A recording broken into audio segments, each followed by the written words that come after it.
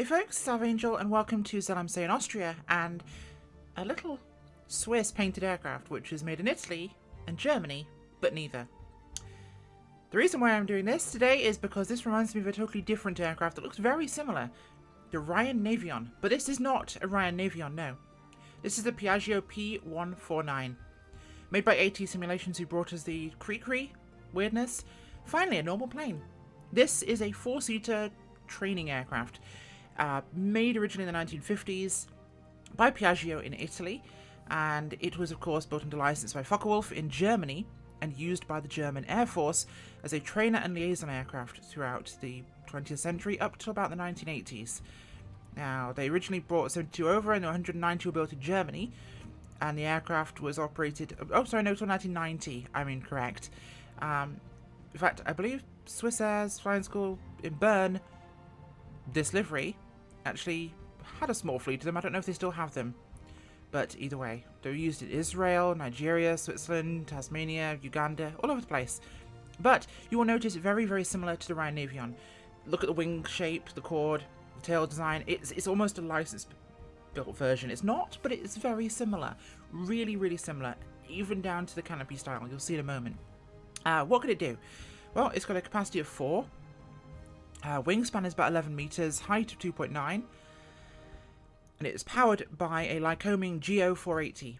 The GO, of course, being the geared, so the propeller is driven at a lower RPM than the engine runs. They were not the most reliable of the Lycoming engines, of course, knocking out 270 horsepower.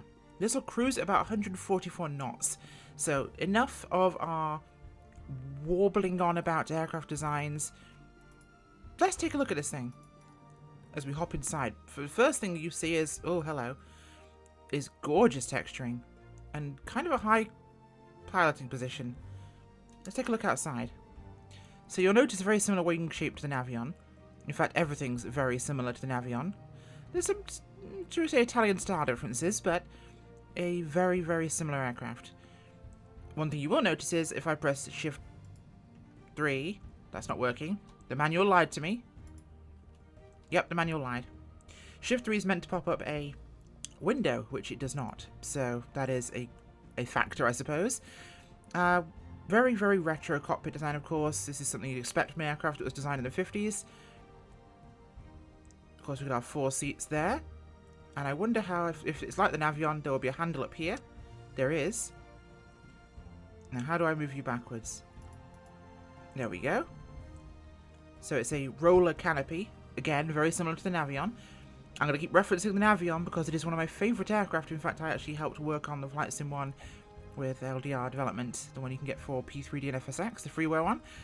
I used one of these 149s a lot in the sim back in the day, and that's nice that it wobbles around. They are a wonderful aircraft. I used the freeware Piaggio that was out. It was great.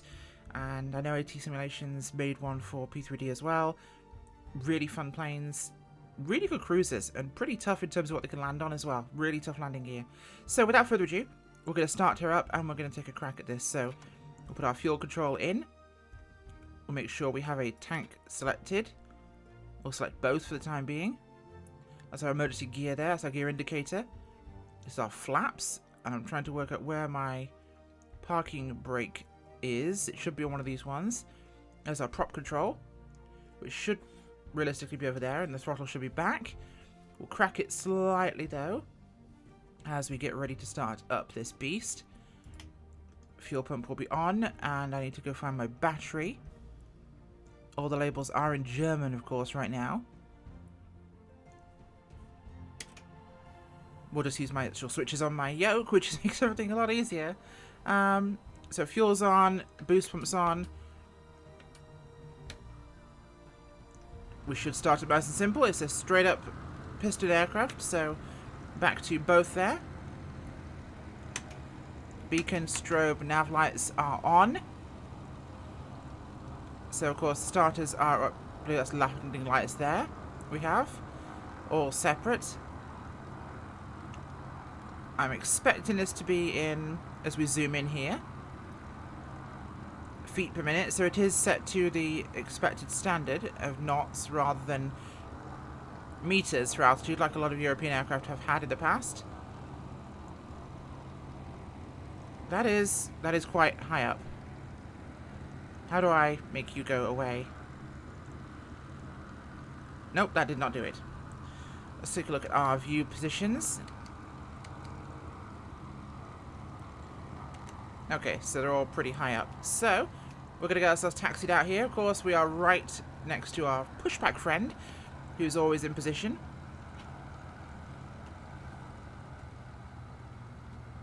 We're going to get ourselves taxied out here. It's nice to have the big open canopy. Very similar to a lot of fighters at the time, so it was good for a trainer to be able to have that sliding canopy. A lot of familiarity with how the aircraft operated. Of course, we've got a bunch of switches up here. I don't know what these ones do. This is our batteries and electronics. Okay. Speaking of which, let's have the avionics on. I hadn't set that. Like I said, we're at Zell Am See, so we get to see some of the rather wonderful aircraft here. Auto gyros and sky vans. What are you? That's our nav light. Fuel gauge circuit on.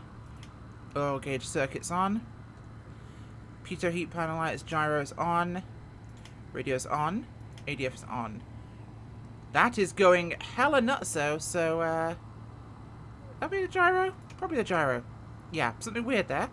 But, as soon as our van friend here gets out of the way, we'll taxi our way down to the runway, we'll take off, and we'll take a look at this beast. Could you move, please? Do I have a horn to honk at you? I don't. But it is whatever. In other news, I have actually picked up a Rift S. They're on sale right now for £300. I will be trying out VR in FS 2020 very soon, so look forward to that.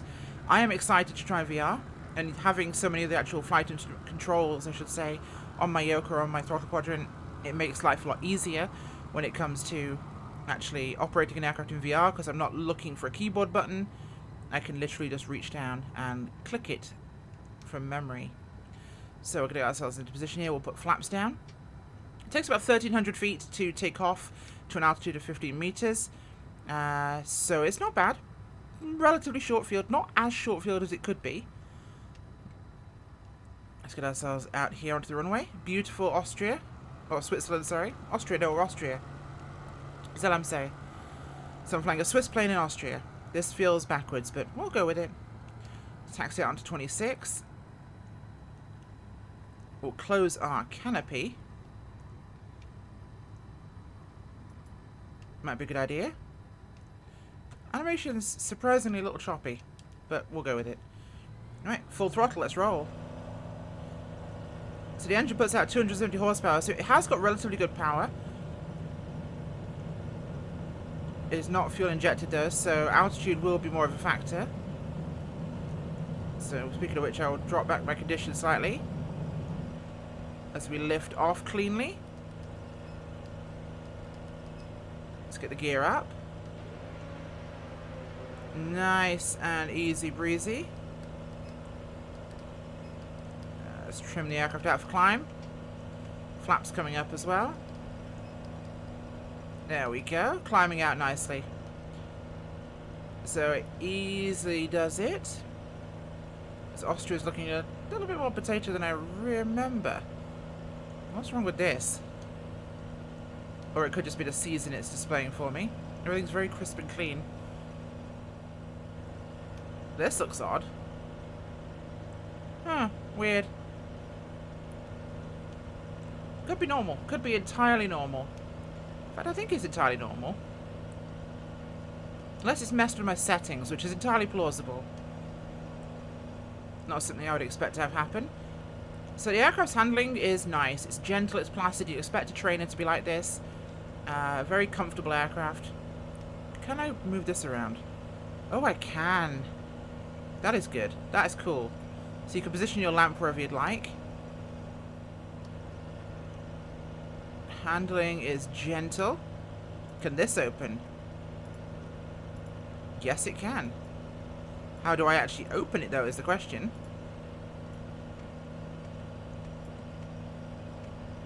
There we go. Just roll the mouse wheel.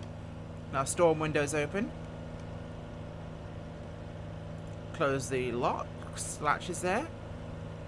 So, yeah, handling is really, really nice. This plane really kind of behaves itself.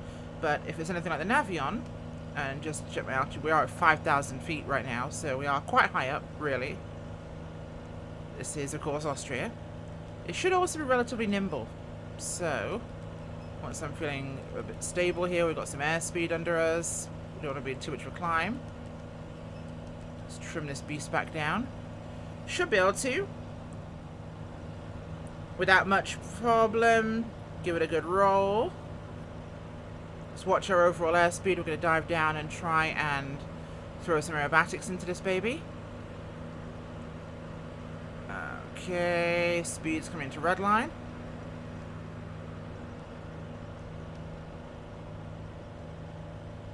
Coming up.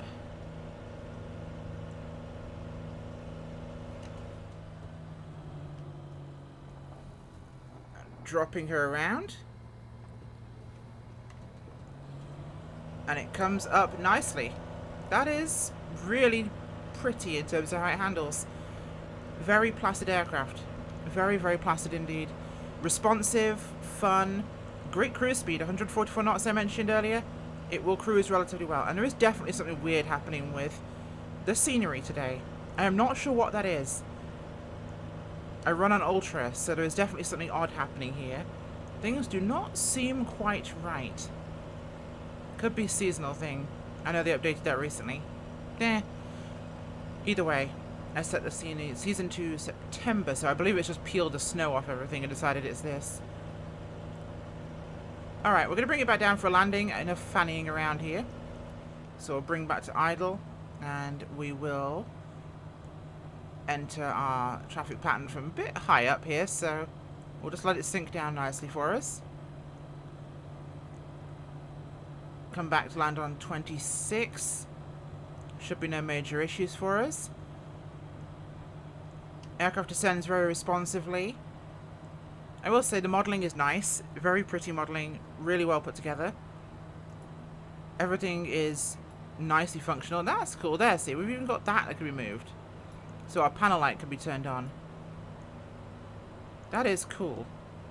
Okay, we are definitely descending way too fast here. Yeah, there's definitely weirdness happening today. I think it's to be do with turning snow off before it wanted to.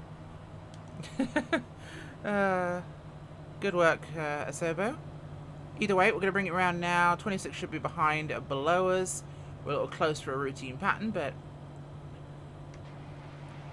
drop our gear. Oh, let's take a quick look from the outside whilst we're flying along. Beautiful, beautiful aeroplane.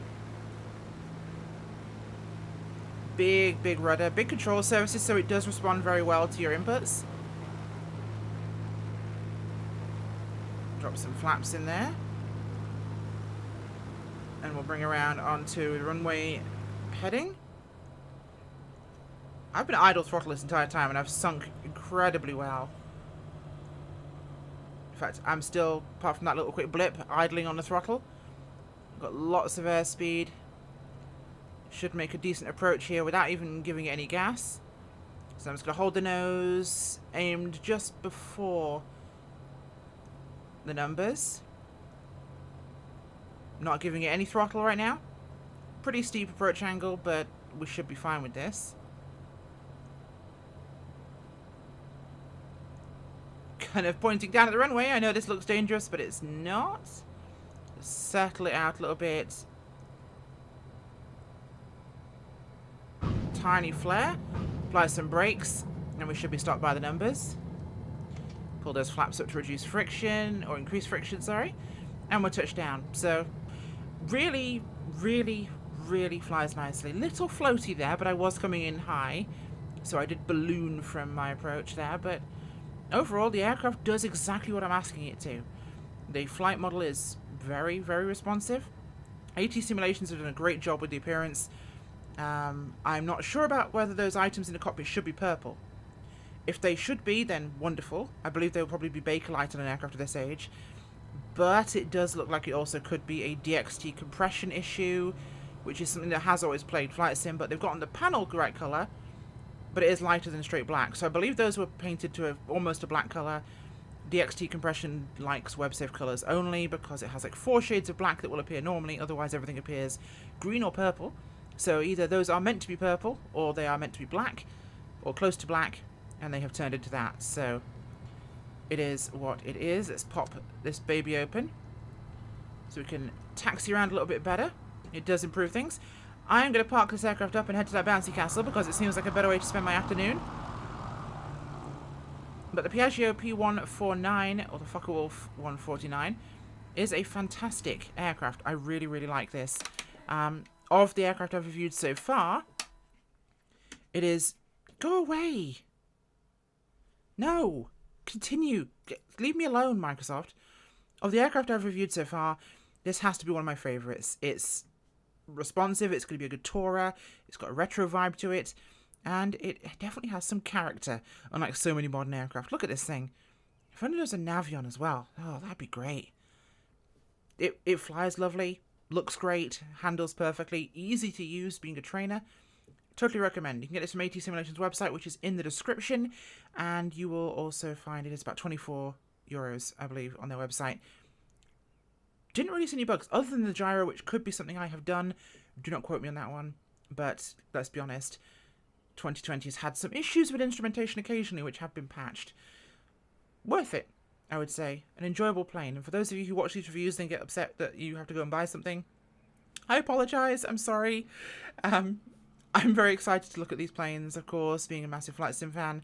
Getting to see more planes, especially the retro and the weird, in 2020 really does it for me. And I like this thing. This will be coming into my flying stable very regularly. Ticks a box. Well, I'm going to go to the bouncy castle, like I mentioned, so I will see you folks later. Bye.